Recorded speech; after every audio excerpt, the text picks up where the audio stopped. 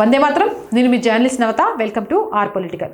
Tadepalli palace లో కూర్చొని వర్గ పోరాటం గురించి నీతులు చెప్పే వైఎస్ జగన్మోహన్ రెడ్డి తాజా రాజకీయాల వ్యూహాలు చూస్తుంటే సామాన్య జనానికి నవ్వాలో ఏడవాలో అర్థం కావడం లేదు. నాడు జగన్ 5 ఏళ్ల పాటు ఏపీని ఏకఛత్రాధిపత్యంగా ఏలినప్పుడు ప్రజలు వన్ టైం ప్రెసిడెంట్ తడాకా చూపించి ఇంటికి పంపారు. అయినా సరే ఆయన జ్ఞాననేత్రం ఇంకా తెరుచుకోలేదని తాజా పరిణామాలు నిరూపిస్తున్నాయి. సాధారణంగా దెబ్బతిన్న నాయకుడు తప్పులు సరిదిద్దుకొని మళ్ళీ ప్రజల్లోకి వెళ్తాడు. కానీ మన జగన్ రూటే సపరేటు. ఆయన 2029లో మళ్ళీ సీఎం కుర్చీ ఎక్కాలనే ఫ్రస్ట్రేషన్లో ఏకంగా తన పొలిటికల్ సమాధిని తానే స్వహస్తాలతో చాలా శ్రద్ధగా తవ్వుకుంటున్నట్లు కనిపిస్తుంది. మొదట రాజధాని అమరావతి అంశంపై రోజుకో మాట మాట్లాడుతూ సొంత పార్టీ శ్రేణులకై మైండ్ బ్లాక్ అయ్యేలా చేసిన ఈ మాజీ ముఖ్యమంత్రి ఇప్పుడు ఏకంగా మతపరమైన సమీకరణాల మైదానంలోకి దిగి సెల్ఫ్ గోల్స్ ఇచ్చుకుంటున్నారు. ఒక అడుగు ముందుకేసి సొంత క్యాడర్ని సైతం గందరగోళంలోకి నెట్టేయడంలో జగన్ ని మించిన వారు లేరని పొలిటికల్ సర్కిల్స్ గుసగుసలాడుకుంటున్నాయి. ఇటీవల ఏలూరు వేదికగా జరిగిన దళిత క్రైస్తవ శంకారావం సభ ఆంధ్రప్రదేశ్ రాజకీయాల్లో పెద్ద దుమారమే లేపింది. సభ పేరు ఎలా ఉన్నా అక్కడ జరిగిన వ్యవహారం మాత్రం హిందూ సమాజాన్ని తీవ్రంగా ఆగ్రహానికి గురిచేసింది.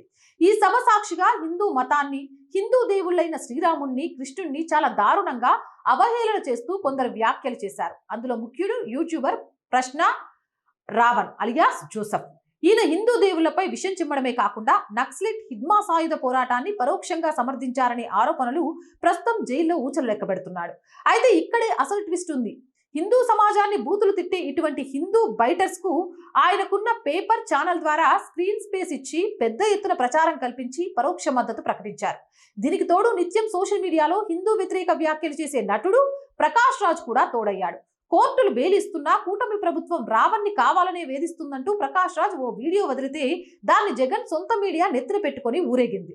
సొంత రాష్ట్రంలో మెజారిటీ ప్రజలు నమ్ముకునే హిందూ దేవుళ్లను తిడితే దాన్ని ఖండించాల్సింది పోయి ఛానల్లో భజన చేయడం చూసి వైసీపీలోని హిందూ నాయకులే తలలు పట్టుకుంటున్నారు. చంద్రబాబును తిడితే ఓకే బాస్, కానీ శ్రీరాముని, కృష్ణుడిని తిడితే కూడా మనం సపోర్ట్ చేయాలా అని సగటు వైసీపీ కార్యకర్త లోపల కుమిలిపోతున్నాడు.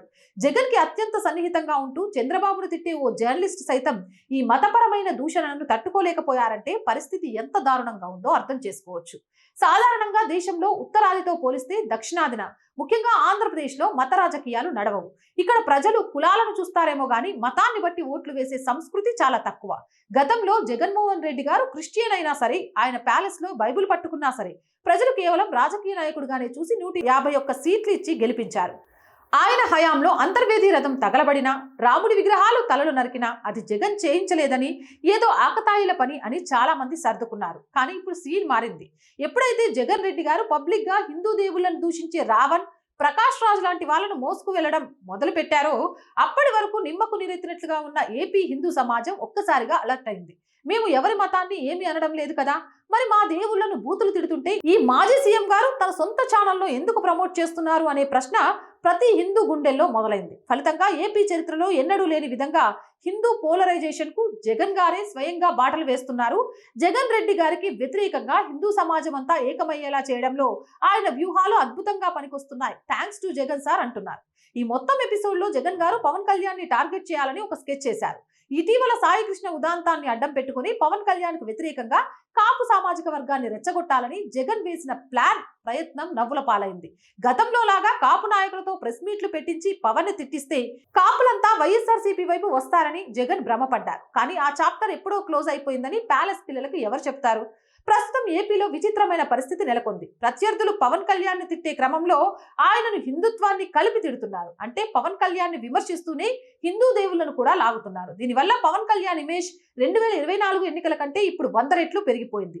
ఏపీ సమాజంలో పవన్ కళ్యాణ్ ని, హిందుత్వాన్ని వేరు చేసి చూడలేని పరిస్థితిని జగన్ మీడియానే కల్పించింది. ఫలితంగా పవన్ కళ్యాణ్ వెనుక కాపు సామాజిక వర్గమే కాకుండా సగటు హిందూ సమాజం కూడా మరింత బలంగా ర్యాలీ అవుతుంది. ఇక పవన్ కళ్యాణ్ ఏపీలో మరింత పవర్ఫుల్ లీడర్ గా ఎదగడానికి జగన్ తన తిట్లు, వ్యూహాల ద్వారా ఉచితంగా పబ్లిసిటీ సర్వీస్ అందిస్తున్నారనడంలో ఎలాంటి సందేహం లేదు. ఆంధ్రప్రదేశ్లో గత కొన్నేళ్లుగా పెద్ద ఎత్తున మత మార్పిడులు జరుగుతున్నాయనేది బహిరంగ రహస్యం.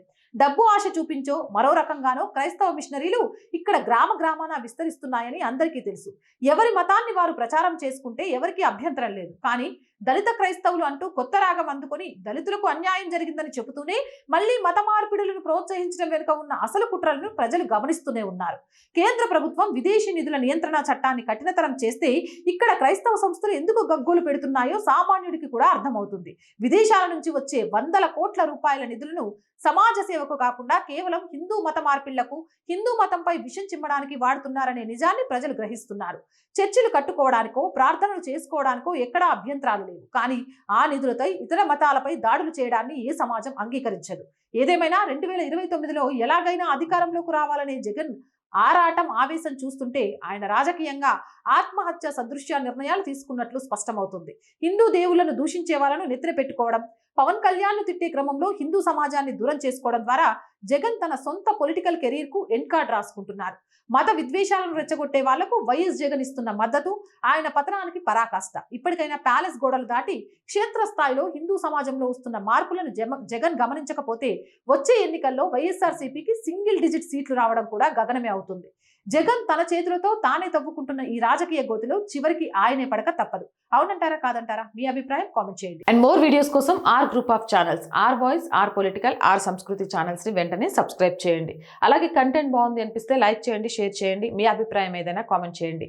ఆర్థికంగా ఆర్ వాయిస్ కి చేయుతగా నిలవండి. మీరు చేసే సహాయమే ఈ ఛానల్ని ముందుకు నడిపిస్తుంది. మళ్ళీ చెప్తున్నాము, రెంట్, శాలరీస్ కోసం ఈ నెల మీ అందరి చేయుత చాలా చాలా అవసరం. వెయిట్ చేస్తూ ఉంటాం మీ సహాయం కోసం. చేయాలి అనుకునేవారు సబ్స్క్రిప్షన్ పక్కనే జాయిన్ అనే బటన్ ఉంది. 1 to 5 లెవెల్స్ ఉన్నాయి. ఏదో ఒక లెవెల్లో సపోర్ట్ చేయండి. లేదా స్క్రీన్ మీద గూగుల్ పే, ఫోన్ పేతో పాటు అకౌంట్ డీటెయిల్స్ ఉన్నాయి. మీకు తోచిన సహాయాన్ని అందించండి. వ్యాపార ప్రకటనల కోసం 8328500576 నెంబర్ని సంప్రదించండి. జై హింద్, జై భారత్.